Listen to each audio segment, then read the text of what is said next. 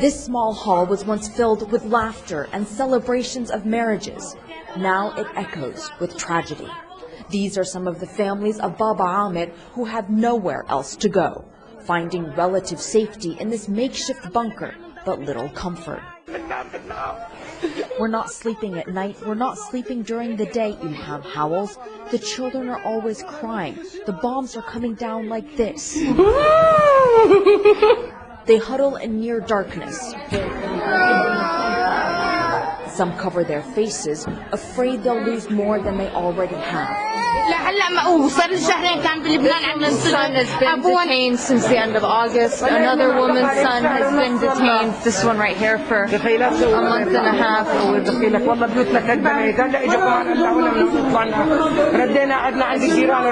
We just walked in and we've just been swamped, bombarded by these people's tragic stories here. We survive on basic staples of rice and lentils, taken from a government warehouse in the neighborhood, but supplies are running low. At a woodcutting factory turned bunker nearby, baby Fatima is cradled in her grandmother's arms, the image of innocence, though the world she was just brought into is anything but. Her 19-year-old mother gave birth to her in this makeshift shelter 24 hours ago. There are no painkillers. I couldn't sleep all night, she tells us, still in excruciating pain. She says her husband left a month ago to get supplies and hasn't been able to get back. He doesn't know he's a father.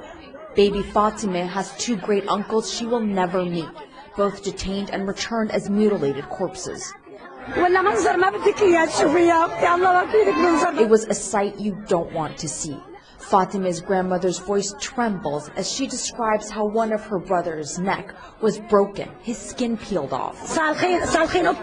We've just been given a photograph of her second brother who was detained and the state that she received his corpse in.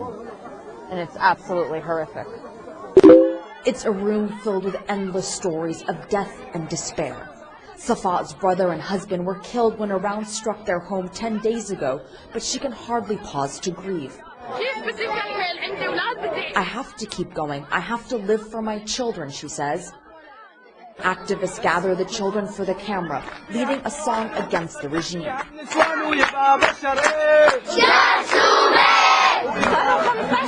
My husband died on the first day of the bombing. They didn't let me see his body. It was shredded to pieces, Khudr recalls. His blood is still in the streets. And feel his son. He's sick and there is no medicine. He keeps crying, saying, I want daddy, I want daddy. I can't bring his daddy back. What is the world waiting for? For us to die of hunger and fear?